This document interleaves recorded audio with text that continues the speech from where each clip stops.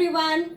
So my name is Priyanka and you are here with me on Learn English with Priyanka.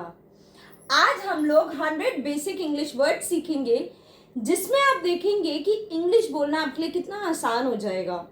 हम लोग जब भी कोई language सीखते हैं तो हमें बेसिक वर्ड्स आना बहुत इंपॉर्टेंट होता है. कभी भी किसी भी लैंग्वेज की फॉर्मेशन तो वर्ड से ही होती है. तो अगर आप आज इस वीडियो को पूरा देखेंगे तो आप देखेंगे by the end of the video कि आप कितने आसानी से इंग्लिश के वर्ड सेंटेंसेस बोलने लगेंगे. हम इसमें सिंपल वर्ड्स सीखेंगे, ऑलमोस्ट 100 सिंपल वर्ड्स सीखेंगे. 100 basic words will help you all to learn the language, understand the language in a very very easy manner. Sentence formation, जब हम वर्ड समझ जाएंगे तो हमारे लिए सेंटेंस बनाना बहुत आसान हो जाएगा. तो by the end of the video you yourself will see that आप कितने आसानी से सेंटेंसेस बना सकते हैं, सेंटेंसेस समझ सकते हैं इंग्लिश में. आखिरी में आप देखेंगे कि स्पोकन इंग्लिश आपके लिए कितना आसान हो जाएगा. इंग्लिश बोलना बिल्कुल चुटकियों का खेल हो जाएगा. तो लेट्स बिगिन. तो पहला वर्ड हम देखते हैं यस या ये. यस हम लोग फॉर्मल इंग्लिश में बोलते हैं. फॉर्मल इंग्लिश मतलब जब हम अपने किसी ऑफिशियल से बात कर रहे हैं, ऑफिस में बात कर रहे हैं, किसी अननोन पर्सन से बात कर रहे हैं तो हम लोग यस बोलेंगे. ये हम लोग इनफॉर्मल इंग्लिश में बोलते हैं. इनफॉर्मल इंग्लिश का मतलब हो गया हम अपने किसी फ्रेंड से, रिलेटिव से बात कर रहे हैं तो हम लोग ये भी यूज कर सकते हैं. ये इन दोनों का मतलब होता है हाँ. अब हमें जैसे एक सेंटेंस बनाना है तो हम लिख सकते हैं यस आई नो या ये आई नो. दोनों ही सही हैं. यस जो है वो थोड़ा सा हम लोग जब किसी अपने सीनियर्स से बात करते हैं या जब हमें थोड़ा सा ऑफिशियल लुक देना होता है तो हम लोग यस बोलते हैं. और दूसरा जो होता है वो थोड़ा सा फ्रेंडली लुक के लिए हम लोग ये बोलते हैं. अब नेक्स्ट वर्ड आता है नो. नो मतलब नहीं, नो मतलब भी नहीं. अगेन नो जो होता है वो हम फॉर्मल के लिए यूज करते हैं और नो जो होता है वो हम इनफॉर्मल के लिए यूज करते हैं. जैसे कि for example no, I don't know. किसी आपके सर ने पूछा कि डू यू नो ये कब है, कोई भी date. No I don't know मतलब मुझे नहीं पता. कोई आपका फ्रेंड पूछ रहा है तुम्हें ये पता है, नोप आई डोंट नो. तो नोप जो होता है ये इनफॉर्मल के लिए होता है और नो जो होता है ये फॉर्मल के लिए होता है. अब नेक्स्ट वर्ड हो गया हेलो या हाय. हेलो जो होता है वो भी हम लोग फॉर्मल के लिए यूज करते हैं और हाय जो होता है वो इनफॉर्मल के लिए. एग्जाम्पल अगर मैं देना चाहूँ, hello my name is Priyanka. Hello my name is Priyanka. Hi, I'm Priyanka. दोनों हम लोग मीनिंग होता है नमस्ते. ऐसे ही गुड बाय या बाय बाय दोनों का मतलब होता है अलविदा. बाय बाय हम लोग कल मिलेंगे, गुड बाय हम लोग कल मिलेंगे. गुड बाय फॉर्मल के लिए यूज होता है, बाय बाय इनफॉर्मल के लिए. Good bye see you tomorrow, bye bye हम लोग कल मिलेंगे. तो हमेशा ध्यान में रखना है कि हमें कब कौन सा वर्ड यूज करना है. गुड बाय फॉर्मल के लिए और बाय बाय इनफॉर्मल के लिए. नेक्स्ट वर्ड है प्लीज. प्लीज जो है वो एक गोल्डन वर्ड है. Please, thank you, excuse me, इस तरह के 5 होते हैं, अभी हम आगे पढ़ेंगे. प्लीज का मतलब होता है कृपया. कृपया मेरी मदद करें, कृपया मुझे ये दे दें. तो जब भी हमें किसी से रिक्वेस्ट करना होता है तो हम लोग प्लीज यूज करते हैं. अपने कोई भी सेंटेंस को, किसी भी वाक्य को अगर हमें बहुत ही पोलाइट बोलना होता है तो भी हम लोग प्लीज यूज करते हैं. Please can you do me this favour, क्या मुझे आप ये फेवर करेंगे. तो जब भी हमें कोई भी चीज़ किसी से करवानी होती है और हम उसके लिए थोड़ा सा अपना आभार शो करते हैं तो हम लोग कृपया यूज करते हैं. सो प्लीज, तो प्लीज जो है वो एक गोल्डन वर्ड है. नेक्स्ट गोल्डन वर्ड है थैंक यू. थैंक यू का मतलब होता है धन्यवाद. अगर कोई हमारी कभी भी मदद करता है तो हमें हमेशा थैंक यू बोलना चाहिए. Thank you for your help. अभी हमने हेल्प मांगी, उन्होंने हमारी हेल्प कर दी तो हमें उसके लिए थैंक्स शो करना चाहिए. Thank you for your help, thank you for your answer, thank you for your time. तो कभी भी कोई भी हम किसी से मदद लेते हैं तो उसके बदले में हमें थैंक यू कहना चाहिए. नेक्स्ट गोल्डन वर्ड है सॉरी. माफ़ करना. अगर हम कभी भी किसी को परेशान करते हैं या हम डिस्टर्ब करते हैं तो हमें सॉरी बोलना चाहिए. Sorry to disturb you. अगर हमने किसी के यहाँ बिना पूछे चले गए तो हम कहेंगे सॉरी टू इंटरप्ट यू. किसी की बातों में इंटरफेयर कर रहे हैं तो भी हम लोग ये बोल के कह सकते हैं sorry to disturb you. Sorry to bother you, आपको परेशान करने के लिए माफ़ी चाहती हूँ। तो जब भी हम किसी को डिस्टर्ब करते हैं या माफ़ी मांगना होता है तो हम लोग सॉरी बोलते हैं। नेक्स्ट गोल्डन वर्ड है एक्सक्यूज मी। एक्सक्यूज मी का मतलब भी माफ़ करना होता है, लेकिन हम लोग एक्सक्यूज मी दो कंडीशंस में बोलते हैं। पहला, जब हमारे सामने कोई खड़ा होता है और हमें वहाँ से जाना होता है, उससे कहना होता है कि भाई हमें रास्ता दे दीजिए, तो हम लोग एक्सक्यूज मी बोलते हैं। एक्सक्यूज मी मतलब आप शिफ्ट हो जाओ, मैं आगे जा सकूं। या जब भी हम लोग छींकते हैं, sneeze, whenever we sneeze, आछू, तब हम लोग एक्सक्यूज मी बोलते हैं। आछू, एक्सक्यूज मी, दूसरे लोगों को डिस्टर्ब ना हो तो उसके लिए भी हम लोग एक्सक्यूज मी बोलते हैं। अब हम लोग देखते हैं पर्सन और पीपल में। पर्सन जो होता है वो सिंगुलर होता है। सिंगुलर मतलब वन, पर्सन एक के लिए यूज करते हैं, और पीपल मतलब मोर देन वन, वन से ज्यादा, ये प्लूरल होता है। जब ज्यादा लोगों की बात करते हैं तब हम लोग पीपल यूज करते हैं, और जब किसी एक पर्सन की बात करते हैं तो हम लोग पर्सन भी बोलते हैं। दोनों का मतलब व्यक्ति होता है। For example, there was a rude person, वहां पे एक बहुत ही खड़ूस इंसान था, person. There were many people, कई लोग थे, तो हमने इसलिए मेनी यूज किया। अ का मतलब वन, इसलिए एक यूज किया। मेनी मतलब कई, इसलिए पीपल यूज किया। वन था इसलिए वॉज यूज किया। मेनी था इसलिए वर यूज किया। सिंगुलर के साथ हमेशा इज या वॉज लगता है, और प्लूरल के साथ हमेशा वर या आर लगता है। अब देखते हैं मैन और मेन में। मैन जो होता है वो हम लोग सिंगुलर के लिए यूज करते हैं, जब किसी एक की बात होती है तब हम लोग मैन यूज करते हैं। मेन जो होता है एक से ज्यादा, प्लूरल के लिए हम लोग मेन यूज करते हैं। दोनों का मतलब आदमी होता है। A tall man was sitting on the chair, मतलब एक आदमी जो था वो चेयर पे बैठा हुआ था। कैसा? एक टॉल मैन, एडजेक्टिव है टॉल। लंबा मैन चेयर पे बैठा था, तो हमने वॉज लगाया, भी लगाए। एक person was sitting on the chair, तो मैन यूज हुआ क्योंकि एक की बात हो रही है। यहाँ पे दो लोग की बात हो रही है इसलिए मैन लगाया। टू मैन वर, वर जो है अभी मैंने बताया था प्लूरल में वर लगता है।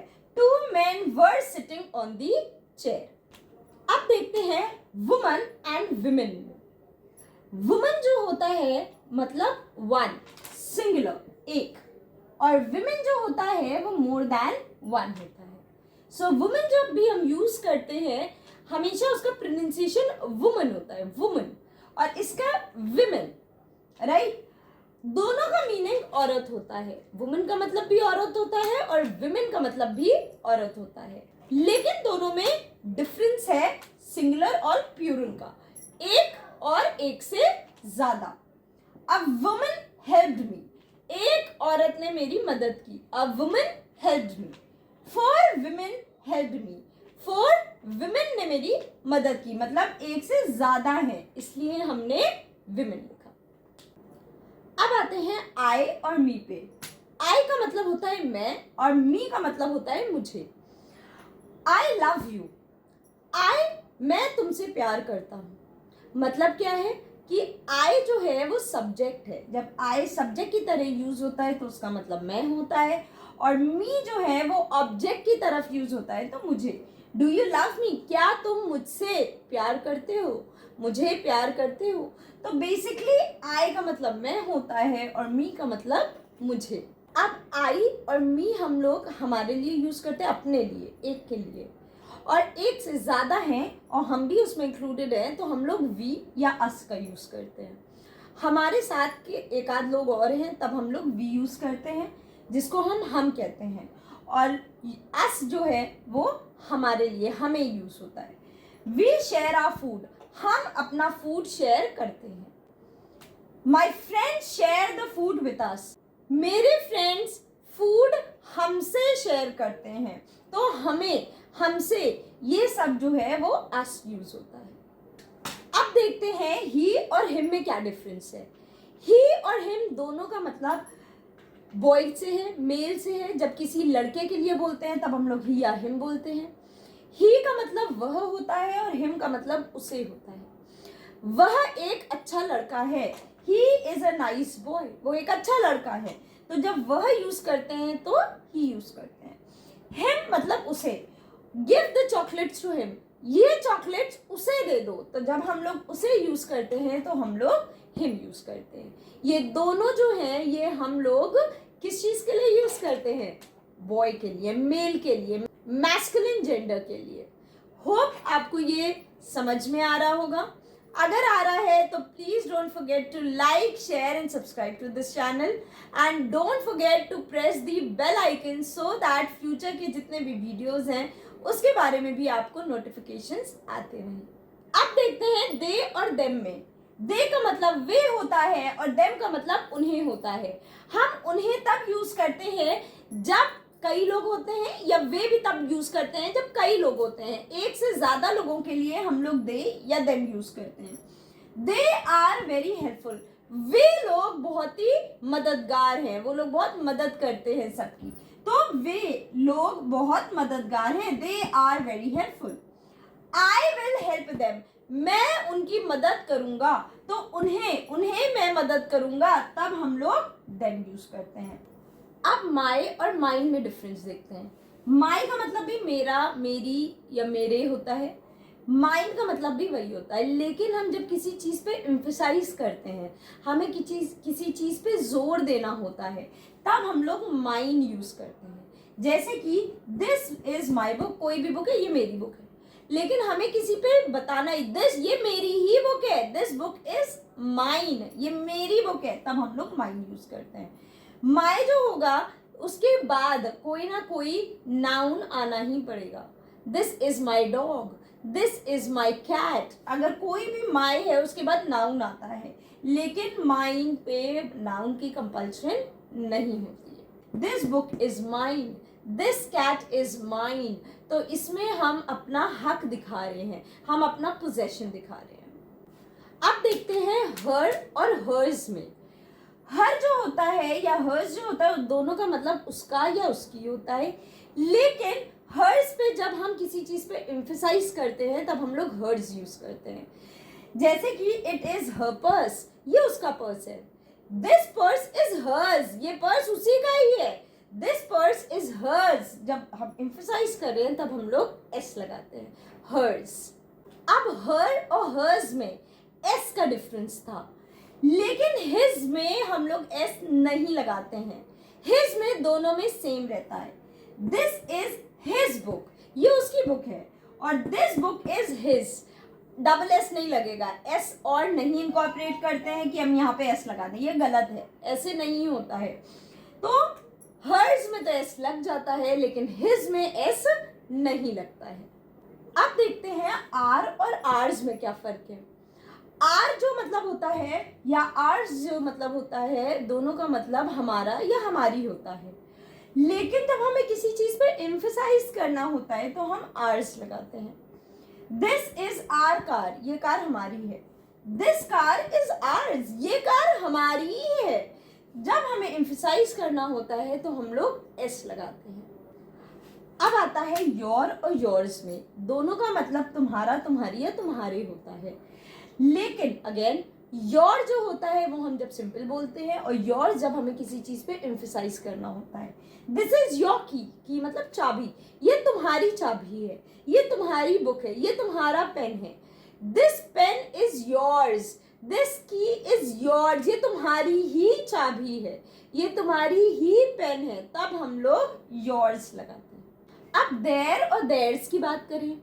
देयर्स और देयर उनका, उनकी या उनके। इट इज देयर ऑफिस, ये उनका ऑफिस है। दैट ऑफिस इज देयर्स, ये ऑफिस उनका है। अगेन एम्फसाइज करते हैं। और आप देखो जब भी एस लगता है, चाहे वो योर्स हो, चाहे वो हर्स हो, चाहे वो देयर्स हो, उसके बाद नाउन नहीं आता है। नाउन जो होता है विदाउट एस वालों को फॉलो करता है, जब एस लग जाता है तो नाउन फॉलो नहीं होता है। अब देखते हैं चाइल्ड और चिल्ड्रन। चाइल्ड जो होता है वो सिंगुलर होता है, मतलब एक बच्चा, और चिल्ड्रन मतलब होता है एक से ज्यादा बच्चे। तो चाइल्ड मतलब बच्चा और चिल्ड्रन मतलब बच्चे। द चाइल्ड वॉज मिसिंग, मतलब एक बच्चा था, इसलिए हमने वॉज लगाया। द चाइल्ड वॉज मिसिंग, एक बच्चा है, सिंगुलर है तो वॉज लगा, वो मिसिंग था। द चिल्ड्रन वर मिसिंग, एक से ज्यादा है तो वर्ब जो है वर हो जाएगा, प्लूरल हो जाएगा, और इसलिए हम लोग वर्ड लगाएंगे। So the children were missing, मतलब एक से ज्यादा बच्चे मिस हो रहे थे। अब देखते हैं सन और डॉटर में। सन जो होता है वो बेटे के लिए यूज होता है, और डॉटर जो होती है वो बेटी के लिए यूज करते हैं। ही हैज अ सन, उसका एक बेटा है। ही हैज अ डॉटर, उसकी एक बेटी है। अगर कई होंगे तो हम लोग डॉटर्स भी बोल सकते हैं। He has two daughters. अगर दो होंगी तो हम डॉटर्स बोल सकते हैं। He has two daughters. तो जब भी एक होगा तो डॉटर होगा, कई होंगे तो डॉटर्स होंगे। अब हमें बॉय और गर्ल का डिफरेंस देखना है। बॉय मतलब लड़का और गर्ल मतलब लड़की। He is a good boy, वो एक अच्छा लड़का है। He is a good girl, वो एक अच्छी लड़की है। अगर कई होंगे तो हम एस लगा सकते हैं, जैसे देयर वर मेनी बॉयज, वहां पे बहुत सारे लड़के थे, बॉयज एस लगा देंगे यहाँ पे। और वहां पे बहुत सारी लड़कियां हैं तो girls, there were many girls. तो जब भी हमें एक होता है तो बॉय होगा, मेनी होंगे तो बॉयज होगा। वैसे एक लड़की है तो गर्ल होगा, मेनी होंगे तो गर्ल्स होगा। पेरेंट का मतलब होता है माता या पिता। पेरेंट का मतलब दोनों में से एक के लिए बोला जाता है, माता या पिता। गेट योर पेरेंट टुमारो, मतलब दोनों में से किसी एक को लेके आना, मम्मी या पापा को। और यहाँ पे अगर हम पेरेंट्स लगा दें तो मतलब होगा माता और पिता, बोथ मदर एंड फादर, दोनों माता और पिता दोनों को मिला के पेरेंट्स बोलते हैं। और जब एक की बात होती है तो पेरेंट बोला जाता है। जैसे कि both of your parents are invited for the competition, दोनों पेरेंट्स को बुलाया गया है। तो हमेशा ध्यान रखिएगा, जब एक बात हो रही है माता या पिता तो पेरेंट होगा, और दोनों की बात हो रही है तो पेरेंट्स होगा। अब देखते हैं मदर। मदर का मतलब होता है माता, माँ। My mother is very kind, मेरी माँ बहुत ही दयालु है। जब भी हम लोग मदर की बात करते हैं, जनरली सारी मदर्स बहुत काइंड होती हैं, तो यहाँ पे मदर का मतलब होता है माँ या माता। इसका बहुत लोग मदर प्रोनाउंस करते हैं। Pronunciation does matter a lot, हमें बहुत ध्यान रखना है। ज मो ये कब बोलना है, जैसे बहुत लोग प्लीज को प्लीज बोलते हैं, वॉज को वाज बोलते हैं, तो उससे समझ में आ जाता है कि आपकी इंग्लिश जो है वो बहुत ही एफिशिएंट नहीं है। थोड़ा सा प्रोनाउंसिएशन पे जब आप सीखें उस पर बहुत ध्यान देते रहें। जैसे कि इसका प्रोनाउंसिएशन मदर है, मदर, प्लीज ज, प्लीज वॉज ज। तो हमें हमेशा अपने प्रोनाउंसिएशन पे खासा ध्यान रखना है जब भी हम इंग्लिश सीख रहे हैं। अब फादर, फादर का मतलब होता है पिता या पापा। तो my father is very strict, मेरे पापा बहुत सख्त हैं, बहुत ही स्ट्रिक्ट हैं। तो फादर का मतलब पापा या पिता होता है। अब बात करें ब्रदर और सिस्टर की। ब्रदर का मतलब होता है भाई, और सिस्टर का मतलब होता है बहन। My brother is a doctor, मेरा भाई एक डॉक्टर है। My sister is a teacher, मेरी बहन एक टीचर है। अब अगर हमारे एक से ज्यादा भाई होंगे या एक से ज्यादा बहन होगी तो हम एस लगाएंगे। आई हैव टू ब्रदर्स, मेरे दो भाई हैं। आई हैव 3 सिस्टर्स, मेरी 3 बहनें हैं। तो जब भी हमें एक की बात करनी होगी तो ब्रदर लगेगा, इस भी उसके साथ लगेगा या वॉज लग सकता है, और कई होंगे तो वो वर्ड लगेगा या आर लगेगा। My brothers are in government services, मेरे सारे भाई गवर्नमेंट सर्विस में हैं। तो ब्रदर्स, सिस्टर्स, तो जब भी हम कई बात करेंगे तो ब्रदर्स और सिस्टर्स लगेगा, वन बात करेंगे तो ब्रदर या सिस्टर लगेगा। अब ब्रदर और सिस्टर दोनों को मिला के क्या कहते हैं वो देखते हैं। सिबलिंग का मतलब होता है भाई या बहन। Rita is my sibling, Rita मेरी बहन है। राम मेरा भाई है, राम इज माई सिबलिंग। सो भाई या बहन दोनों के लिए हम लोग सिबलिंग वर्ड यूज करते हैं। थिंग का मतलब होता है वस्तु या कोई सामान। कोई भी चीज को हम थिंग बोल सकते हैं। गिव मी दैट थिंग, वो चीज मुझे दो। तो जब भी हम लोग किसी भी चीज़ को, किसी भी वस्तु, किसी भी चीज़, किसी भी सामान के को रेफर करते हैं तो हम लोग इंग्लिश में उसे थिंग कहते हैं। अब आता है प्लेस। प्लेस का मतलब होता है जगह या स्थान। Eight which place have you kept the thing? वो सामान तुमने किस जगह पे रखी है। प्लीज चेंज माई प्लेस, मेरी जगह बदल दो। तो प्लेस का मतलब होता है कोई भी जगह या कोई भी स्थान, उसको हम प्लेस कहते हैं इंग्लिश में। नेक्स्ट है बिल्डिंग। बिल्डिंग का मतलब होता है इमारत। I live in that building, उस बिल्डिंग में मैं रहती हूँ। That building belongs to my father, वो बिल्डिंग मेरे फादर की है। सो बिल्डिंग का मतलब होता है इमारत। होम का मतलब होता है घर। घर, आप सबका ही घर होता है, सबका ही अपना एक घर होता है। तो उस घर में जब हम नहीं हैं और कोई फोन करके पूछता है क्या तुम घर पे हो, who is at home now, घर पे कौन है इस समय, आर यू एट होम, क्या तुम घर पे हो, who is at home now, अभी घर पे कौन है। तो होम का मतलब होता है घर। स्टोर का मतलब होता है दुकान। इज द स्टोर ओपन, क्या दुकान इस समय खुली है। Are you going to the store, क्या तुम स्टोर जा रहे हो, दुकान जा रहे हो। तो स्टोर का मतलब होता है दुकान। अगर आपको इसी तरह के और वीडियोस चाहिए तो please don't forget to like, share and subscribe to this channel. Bell icon को जरूर दबाएं और अपने कमेंट सेक्शन में हमें जरूर बताएं कि आपको क्या अच्छा लग रहा है और आप किस तरह के और वीडियोस चाहते हैं। नेक्स्ट है कम। कम का मतलब होता है आना। Please come to my party, please मेरी पार्टी में जरूर आना। कम के लिए हम ऐसे भी यूज कर सकते हैं, I would like to come to your party, मैं बहुत खुशी खुशी आना चाहूंगा तुम्हारी पार्टी में। डू कम टुमारो, कल जरूर आना। तो आना जब भी यूज होता है तो हम उसके लिए इंग्लिश में कम वर्ड यूज करते हैं। गो का मतलब होता है जाना।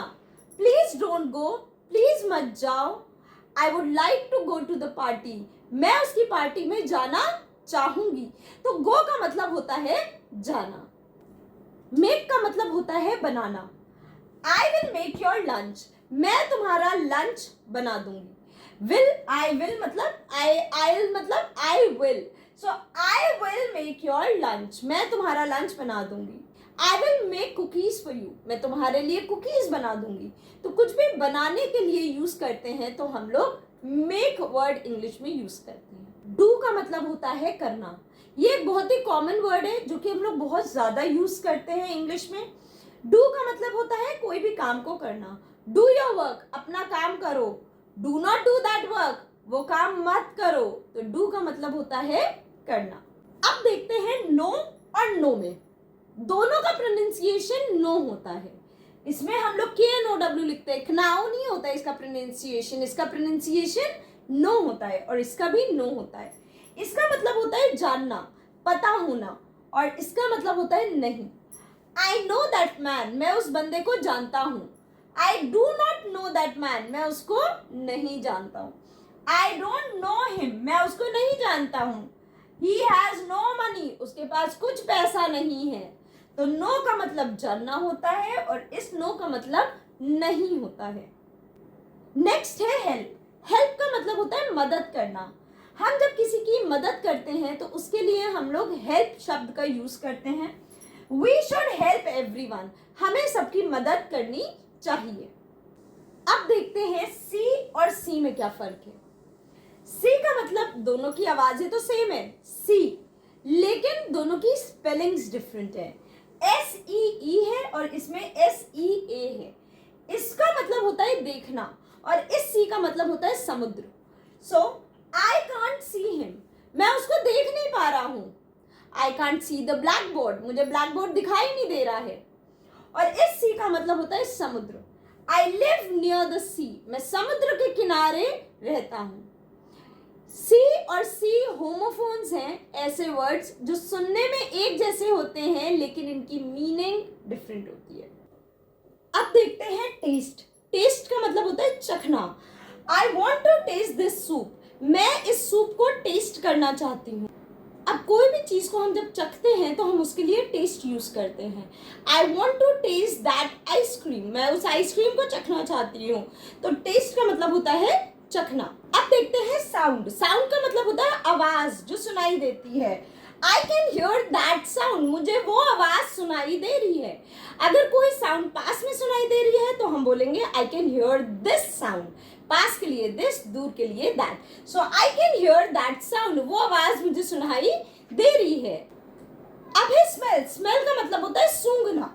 स्मेल दिस परफ्यूम, मैंने आपको कोई परफ्यूम दिया और मैंने उसको बोला कि आप स्मेल करो, तो हम बोलेंगे smell this perfume, smell this flower, smell this socks. बदबू आ रही है। अब है टच। टच का मतलब होता है छूना या स्पर्श करना।